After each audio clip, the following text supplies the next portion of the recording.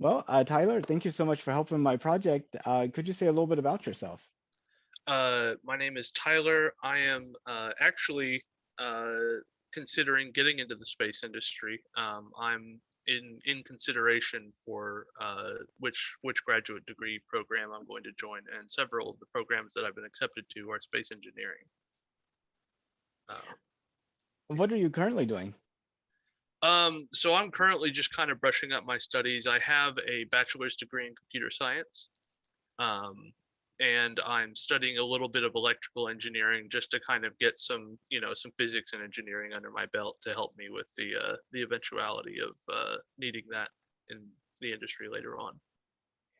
And I mean, computer science seems like such a critical part of space exploration, and that you could actually just directly apply those skills into the aerospace industry. Um, I guess as opposed to doing that, and I mean, I guess how come that's not the path that you're thinking of going on?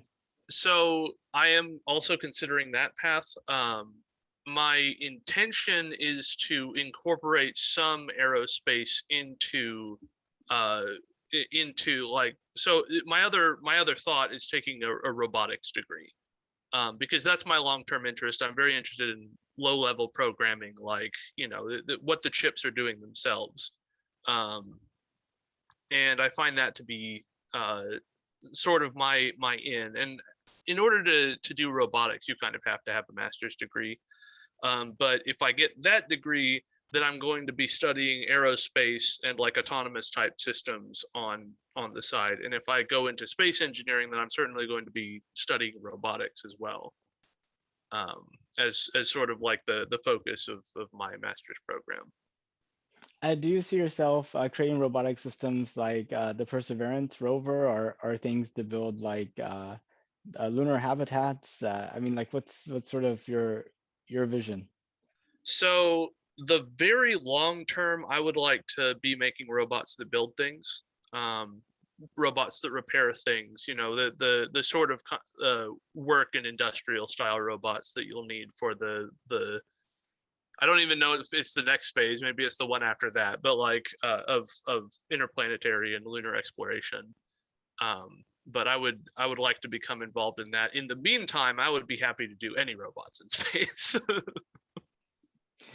There's that Canada is famous for the robotic arm that they Mm, had for the shuttle, and then for the International Space Station, and now for the Lunar Gateway. yeah. Uh, and as part of Artemis 2, they're actually sending a Canadian astronaut. And the joke goes that they only had to pay an arm for it. they the leg comes for free. You get that It's easy. well, you're floating around. Who needs legs? Yeah, it's easy. Yeah. Um, are you involved in like robotic projects now to sort of hone your skills and um, So I have done. I'm not quite at building the robots yet. I've done a few like simple at home type kits, but they're never as deep as I want to go. And I've also done some study of computer architecture, some of the computer engineering stuff that needs to be known. My main focus when I was getting my degree in computer science was more in the data science and like machine learning realm, which is going to be important for robots going forward. But getting all of the machinery working and the electronics and stuff is sort of my focus right now. And then I hope to sort of fuse those disciplines together. yeah. I mean, one of the big potentials I think space has for us is space-based solar power. I mean, only 1/700 billionth of the sun's energy actually falls on the surface of the Earth. Yeah. Most of it's being radiated out in, just into the void of space. And the problem with space-based solar power is we can create solar panels, but we can't really beam it effectively. Yeah. Uh, the other thought is just use it where you have it, like big data centers and data processing, things in space that are being fully powered by solar power. But the problem you have there is with like the whole bit flipping and the radiation hardening. I was wondering if you had any thoughts along how that might develop. So I think the battery technology is going to end up ultimately being pretty important for all of this. Getting an array of solar panels out into space, generating all of that power, beaming it back. I'm not familiar enough with the physics of doing that, unfortunately. I hope it's possible. That would be really cool, and it'd be pretty, I think. But I think in a more immediate manner, we're seeing a lot of advances in battery technology, and that's something where if you have maybe if we get to the point where we can really start building things on the moon, then we can bury that data processing center in a manner that's free of radiation, or even put it inside of a lava tube or something like that, and then transport the batteries back and forth.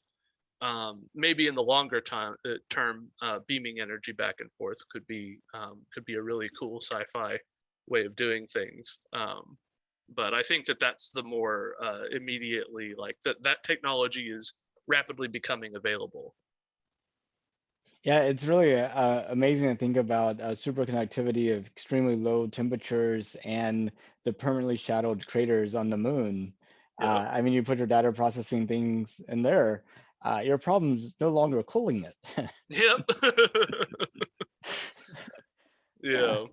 Well, and the moon is not as geologically active. It doesn't have it has its own problems, right? You've still got things hitting the surface and things like that, but the problems are certainly different. And maybe if you just dig something underground, then it'll be easier to deal with those problems. When did you get interested in space and thinking about doing that as a career? Uh, so those are two different answers. I got interested in space at 8 years old. I think it was 8 years old. My dad got me a big uh, a big picture encyclopedia of outer space stuff, and it was like, how kids have like a comfort blanket. I had this like textbook sized book of outer space facts that I would carry around with me, and I used it to shreds. I memorized the entire thing and just like talked over the heads of everybody in my family. And I didn't even really understand what I was saying, but I was just so fascinated by it. Um, I got into college intending to become involved in the video games industry. Um, and over time, I kind of realized that, okay, like the thing that I'm good at in all of this is programming. I'm good at making the thing happen. Um, and then SpaceX started firing rockets that could land on the ground, and I thought that was so cool. But then I also began to realize that that might be a possibility, and even more than that. I was going to space settlement conferences because, as I mentioned, this has been an interest of mine for some time.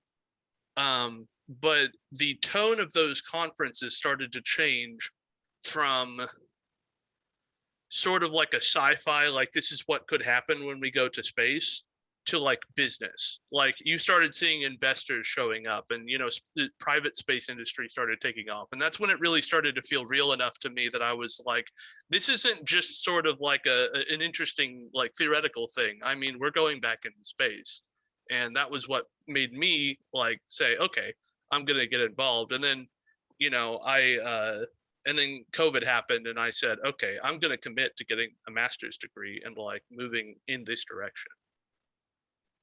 Yeah, I've thought about getting a master's in, I mean, I think in some respects we kind of have similar career paths. I went into software and I currently work at a software company doing like customer support type of thing and little odds and end programming projects. And I've been thinking about going to Rice to do the space studies, master's in space studies program. All right. Um, but I'm having trouble envisioning myself sitting in a classroom, actually. It can be hard for some people, like I'm too used to being in classrooms. So It's I maybe they had it on a sailboat, then that would be just the right yeah, right yeah. space. Well, hey, it's an era of long distance schooling, so that might be an option for you at some point. Oh, Get you a absolutely. sailboat. Or even better, a spacecraft, hey, Oh, what better way to like learn about space systems and actually put you in one? yeah, absolutely. I Um, oh, good. so, I was gonna say, in sort of a funny way, I also have a long term interest in at some point serving a term at McMurdo Station, Alaska, Oh, has yes. some form of just. I mean, even if I'm a food service guy, I mean, it would just be so great to be around that many scientists and to, it would be a very it would be about as close as I feel as that I'm immediately capable of getting to like, this is what it would be like to be in outer space. You know, um, maybe once there are a few thousand people on Mars or something. Yeah, no, I mean, I think that's a good point because, you have like these analog astronauts going to like Hawaii and to like Poland and to like Utah and other places like that to kind of simulate the space environment for a week or a few months at a time. But I mean, I think if we're serious about settling the rest of the solar system, we should have real active permanent communities in inhospitable places, at the top of Yeah. mountains, in like Antarctica, um, just every place. Oh yeah, I can definitely imagine a good long term analog in the high Rocky Mountains or the Altiplano or something. But I think, like George was saying in the Space Society meeting today, whenever they've done like these studies and all you can do is like walk out, you don't have like the same feel as if whenever you're in space. And it's almost like these communities do you need to be there permanently in order to really Yeah, simulate it. yeah, I absolutely agree, and it's difficult to because even then there's still that sense that like I could escape, right? I could if something goes truly wrong with this analog, I could go home, like there is a hospital somewhere, which isn't necessarily an option, but it's just you got to get as close as you can get, right? Like we're just at the end of the day we're not going to be able to perfectly emulate Mars from Earth, um, but we can get a little bit closer. I think, and I would love to see it. Yeah, the question is, when do you press that red button for help, right? I mean, in the Yeah, simulation, you're like, I can't press it. I'll fail. I'll fail. It might be more dangerous. If you're on yeah. Mars and something comes up, you're like, I'm pressing it. Help, help. Anything that you can do to help. Yeah. Well, that's like the redundancy. Like we're gonna need, if we're going to Mars, we're gonna need backup system after backup system because I believe you're a Texan as well. I am. I'm here in Houston, North Yeah. Houston. I'm an Austinite.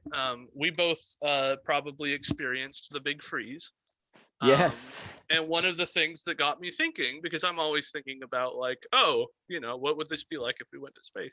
Well, I mean, we watched the power grid fail, right, or nearly fail. And the temperature in the house was going down, the water went away, and it was like, ultimately I had a place to go. I was thankfully safe during that time, but on Mars maybe not, right? Like and really like on a high mountain or something like that, I mean you've got what you've got, so you've got to make sure that you can make that work. um, so lots of interesting things to think about in that whole engineering process. Well, and my wife was pointing out that freezing event we had here, it was actually a Martian heat wave. Oh yeah. It was nice warm balmy equatorial Martian temperatures. um, good a good summer. Yeah, it's I mean, I I think all these people who signed up for like Mars One, to go on a one-way trip to Mars, I wonder, I would love to talk to them after COVID lockdown. I'm like, Yeah. you you realize that was the short version. Oh yeah, this was the easy one, right? You could still get on the internet and talk to your friends, and they would respond like that, like not on Mars, Yeah. especially when you pass around behind the sun. I mean, it's gonna be shaky intermission between messages. I've been trying to figure out the motivation for people who sign up for those things, and um, I I think that people don't actually want to go to Mars. They want to be the ones that return. Yeah. The Tipper Tape parade, Yeah. that type of thing. I think I think that there's a bright side and a dark side to it, right? I think that there are people who want to go to Mars because there's a fantasy of escapism, right? And there was a period in my life where I would bury myself in novels, so I understand the desire to escape. And maybe they're not thinking too hard about what that actually entails in the lifestyle. And I think that there's also some people who sort of fancy themselves like homesteaders, but they want to go a little bit more extreme with it. They want to be the next Antarctic explorer among the first, right? Um, and there are moments I've never been sure if I wanted to go to Mars, because space is hard already, and then you're talking about another planet that is in many ways hostile to human beings, right? Um, but I think the moments that I want to see it most is when I see what that I want to go most is when I see pictures from the orbiters, or when I'm looking at an orbital photo of the surface and I just see these incredible surface features. I mean, valleys and mountains like you could never imagine. Hmm. And that makes me want to go, right? And so there's also just that, like, that desire to see something that no human has ever seen before. Yeah, I was gonna ask you if you had seen the Grand Canyon. I have actually. I hiked a good portion of the way in. The trail that I was on didn't go all the way down, but it went about 2/3. And I'm originally a Boy Scout, so I've hiked and at some points gotten stranded on mountains. Uh, so yeah, I've done a share of nature hiking. I'm also a Boy Scout as well, so Cool. it was a great experience. I wish more people got that camping and hiking and you know uh, emergency preparedness and Yeah, and the humility of like experiencing the sheer scale of nature, I think is and going out where there aren't a bunch of city lights polluting the sky, and you can really see the Milky Way the way that the ancients saw it. yeah. I often wonder, if our light pollution and our iPhones and our computers, if we're becoming less and less visionary than the Yeah. than the shepherds that were out there in the middle of the night just staring up at the sky. Yeah, no, it's well, and it's hard to say, right? Because people, what counts as visionary to one person may count as hoopla to another. But there's some brave ideas being explored in the world right now. But I do think that really, um, God, what was the name of? There's like a specific name for this emotion. Um, the feeling of the sublime is what it's called, and it's that feeling that you get when you look up at the night sky and are filled with awe at the size of the universe and the smallness of yourself. I think that is, and it like related to the overview effect, which a lot of people who are interested in space talk about. I would love to experience the overview effect. um, but that, I mean, I think that that's something that all of mankind needs a good heavy dose of, really.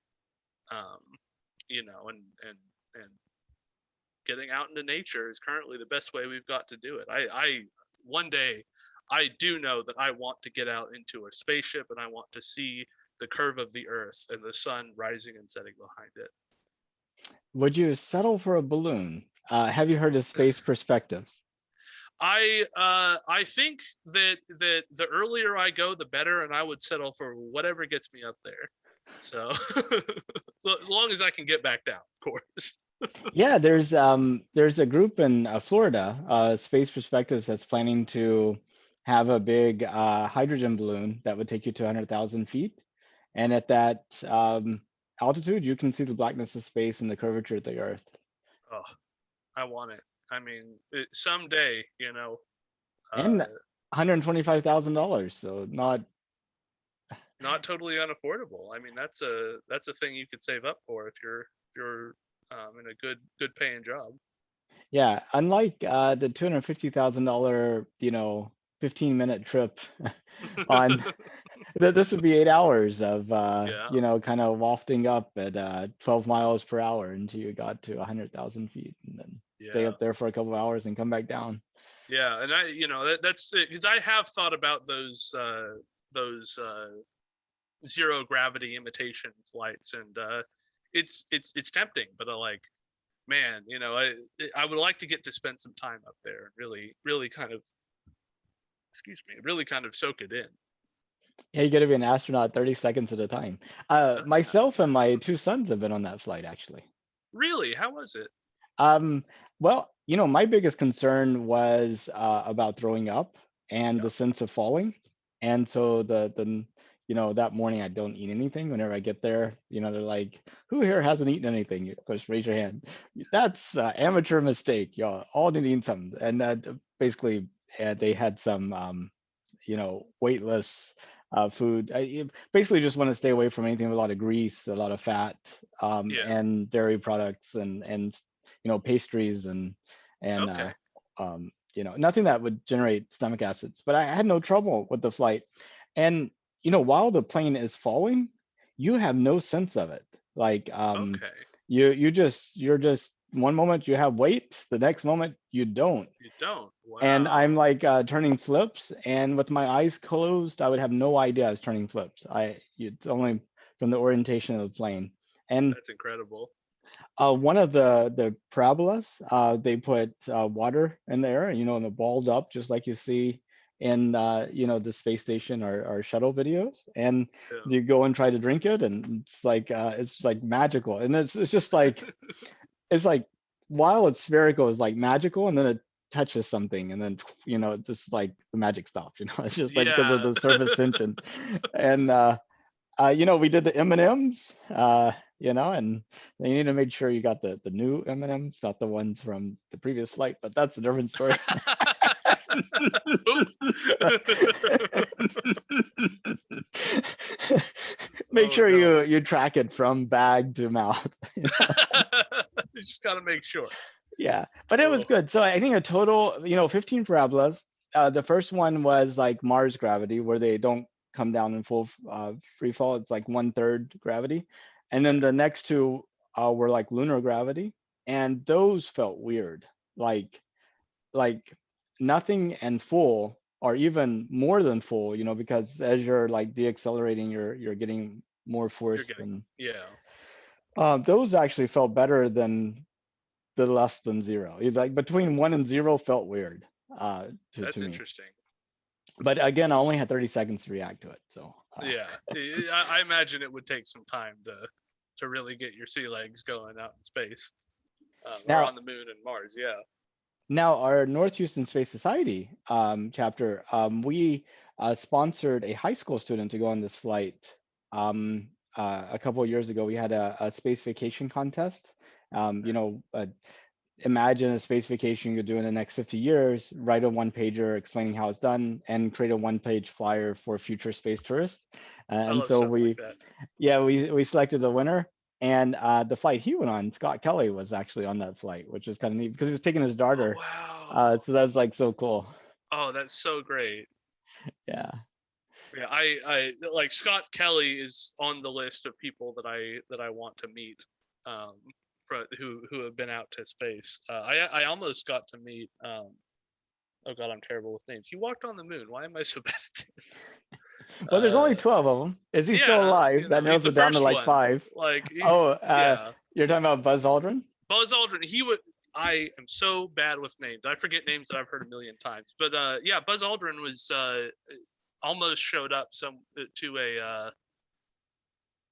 to a space like convention that I went to, but he had an issue and was unable to arrive. But man, it would have been an honor.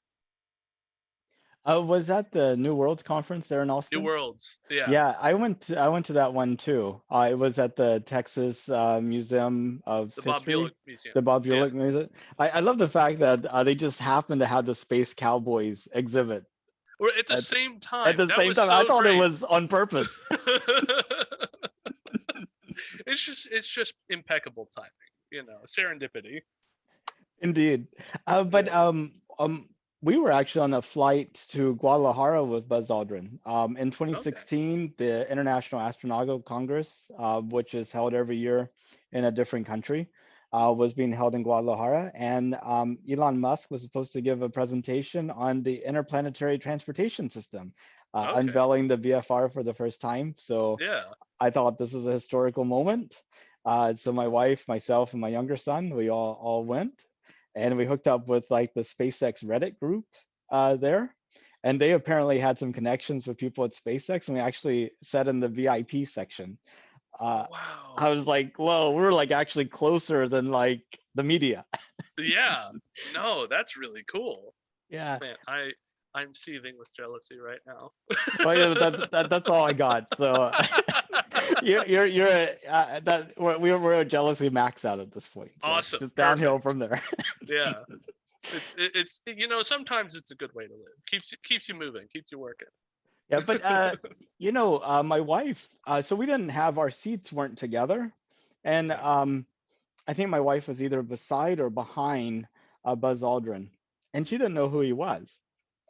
And he's like looking at like space stuff and what have you. But we wanted to take our picture with him, and he was like, no. But I mean, I can understand that. He's like, Yeah. I mean, you don't want to be a poster. I mean, Yeah. I am not a prop to your life. I have a life too. Oh yeah. He has for long years probably suffered all sorts of the aches and pains of celebrity. Because people, I mean, everybody knows who Buzz Aldrin is. Like that's a household name, and he's done things that many of us couldn't even begin to imagine. So yeah. Yeah, absolutely. It's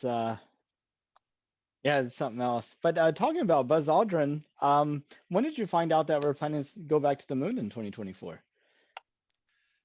Um, I want to say that it was at New Worlds, or it was shortly before, like some of the discussion that happens before the conference. But so I mean, I live in town with New Worlds. New Worlds is a pretty cheap convention to attend, so I've been to it a few times. And that's actually the one I was talking about, where it was starting to get like I was starting to see businesses show up. But yeah, I want to say that somebody um, from NASA or from I want to say it was from NASA did a presentation about it.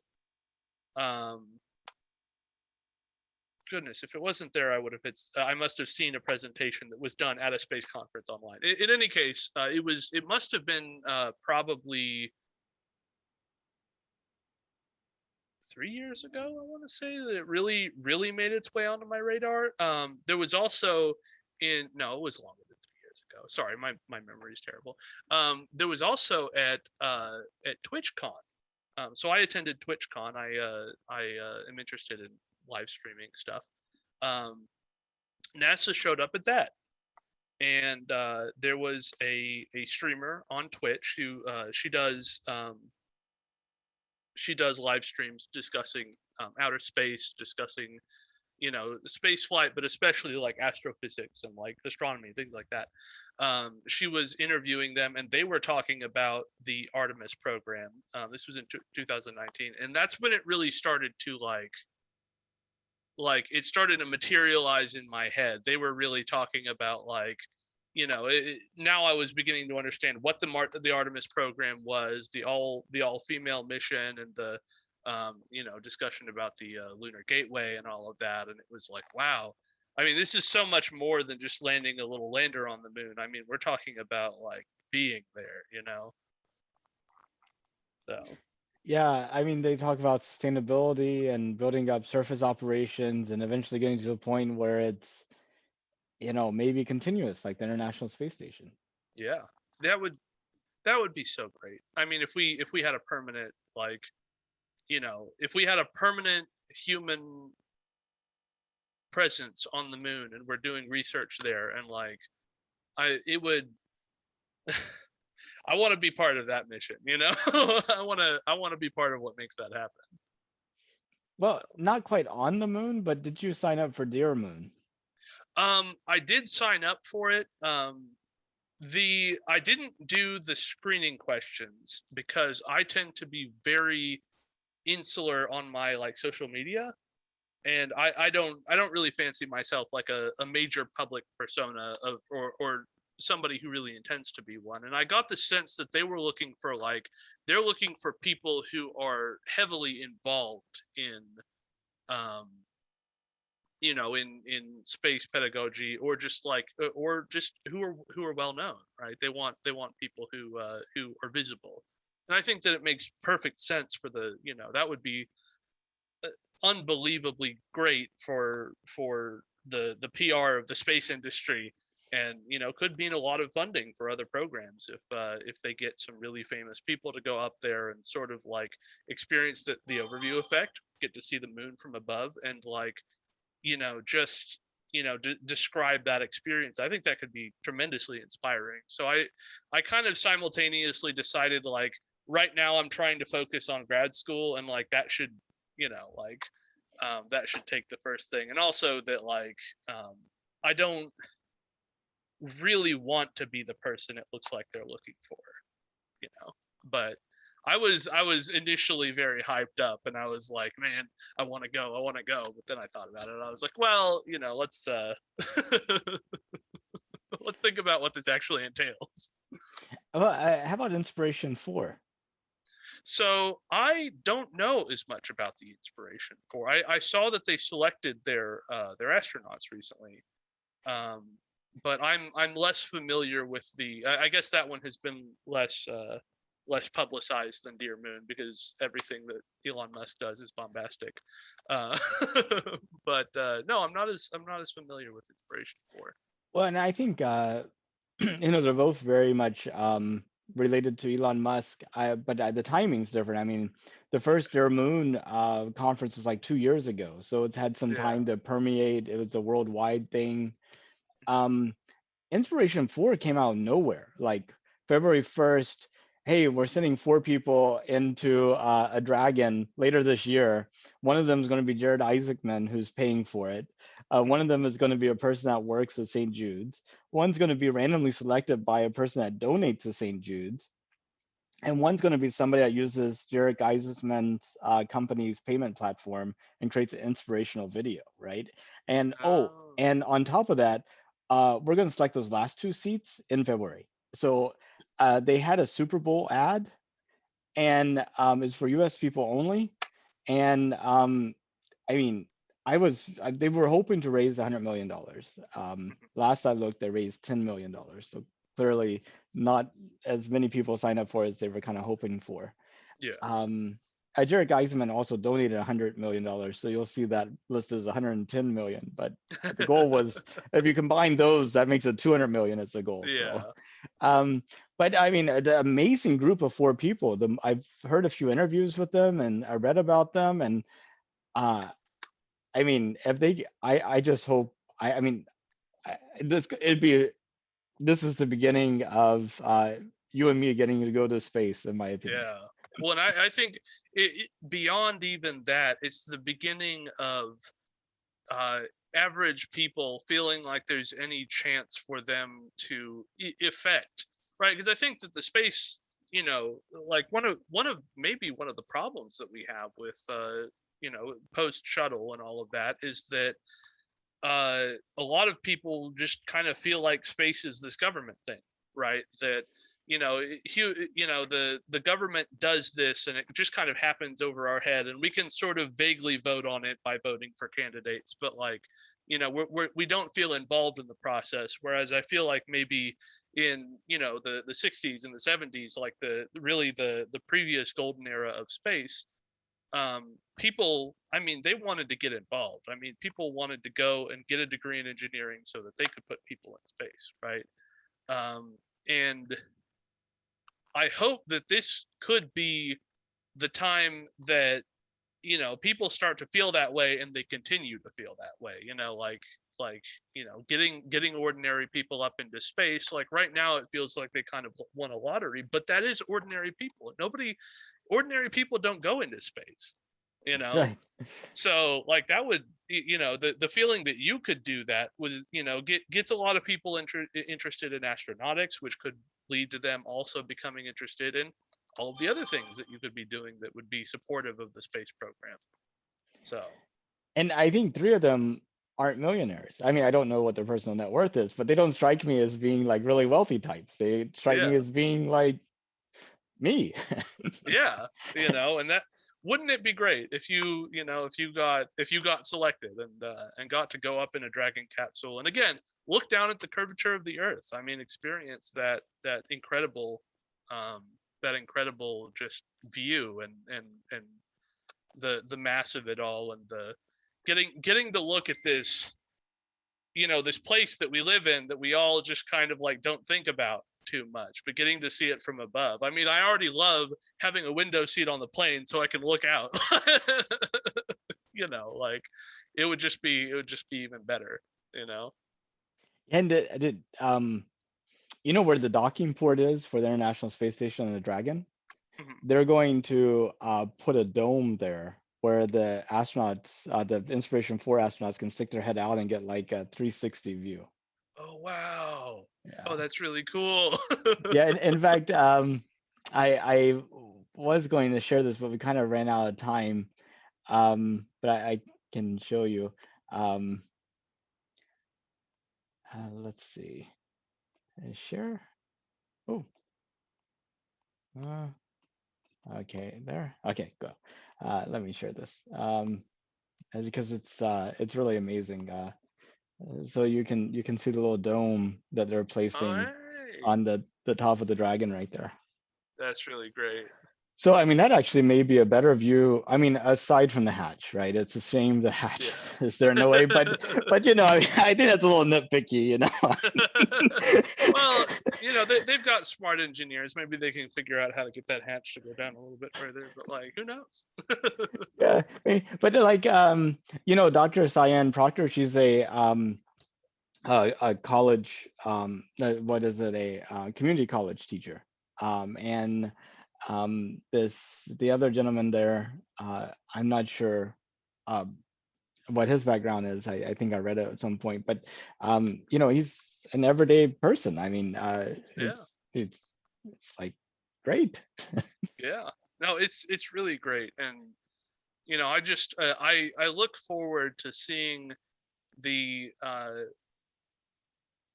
times when like this type of thing becomes more just like a thing that you could do. Like, right now these are big multi-million-dollar missions that are being, that are very well funded. I mean, you talked about $110 million with a goal of 200.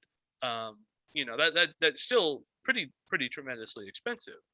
Um, but I look forward to the era of human spaceflight where, I mean, you could, like every maybe couple of months people are doing something like this or something like that. Like it really just being able to know that like ordinary people are getting to go out into space and like just experience it. And I think that would be really inspiring. I mean, it would be inspiring for me, but I think it would be inspiring for a lot of younger people to make that dream something that they could turn into a reality without having to rely on a lottery or something. Just get that access, get people out there, and have more people in the public space who have experienced it too. And I mean, SpaceX is talking about using Starship for point-to-point Earth travel. Mhm. So you could travel from Austin to New Zealand in like 30 minutes, right? I think now it takes you what, 18 hours or some craziness like Yeah, that. best ride of your life. But the flight would be like 30 minutes, but it would Yeah, be equivalent to a first class airline ticket. Basically, it'd be profitable at that amount. So I think first class airline to New Zealand is like what, 10, $15,000.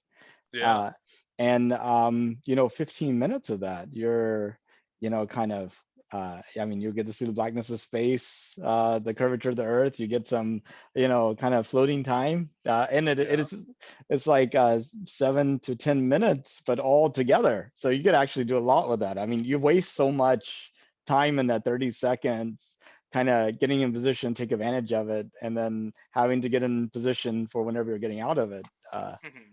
You know, But really getting to sit, and you're gonna fly back too, right? So you're gonna get a total of an hour is just like, just looking out that window and seeing the planet. I mean, um, God, I want it. I really do. I am a little bit, I think that Elon Musk likes to be a little bit, he likes to set very very lofty goals, and he's met quite a few of them. So far be it from me to say that it can't happen at that price point. uh it sounds, the $2 million price point for a launch for the starships, it sounds a little bit low for me. Obviously I'm not, like I'm a programmer. um but just knowing what little I know about things, I mean, if he really gets it down to that much, like to that cheap, I will be absolutely floored. And you can bet that I'm going to be signing up to go into outer space if that's how cheap it is. And you can load up a rocket with people and touch it back down. Um, because then I could say I flew on a rocket. Who didn't want to be able to say that?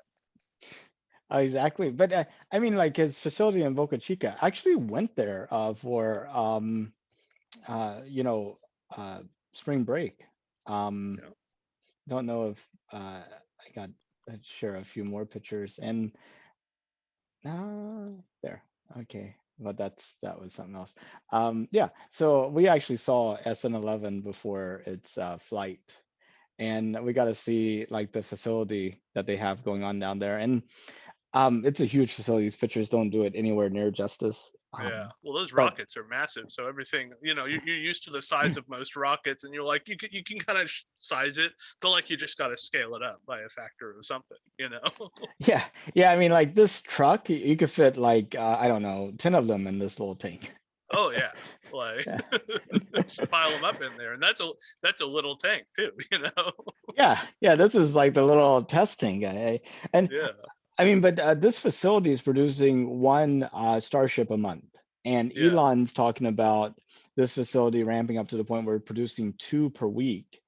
And then the Starship being at the point where it can actually make 3 flights per day without, any refurbishment, just fill it up and go. I mean, within a year, I mean, look at the cumulative capacity. I mean, yeah. at that Well, point, they're yeah. just speeding things up. They're still building on the facility, so I mean, there's only more efficiency improvements to be had there. Um, and I was actually talking to somebody about kind of why he keeps blowing up rockets, because there are some people who are skeptical of that whole model, right? Because I mean, it appears to be very expensive, but you consider the amount of personnel money, like just paying people that it takes to get a rocket, sort of the traditional waterfall method, getting a rocket out into outer space, and then like all of that, and then you expend the rocket. I mean, that's easily many times more expensive because you have to rebuild the rocket every time. So like the outcome of this is reusable rockets, so it's absolutely worth it. And also, I mean, these rockets, as much as he's trying to test the rockets themselves, he's also trying to test building the rockets. I mean, this is supposed to be a mass produced product, right? So like, it's also just getting testing done for the production methods for these rockets and getting the rockets as cheap as possible. And you can only do that by building a lot of them, you know. Yeah, So and it's also like training your workforce and oh yeah, testing out the production system and everything. I mean, yeah, uh, and testing out your training system itself, right? Like exactly what works.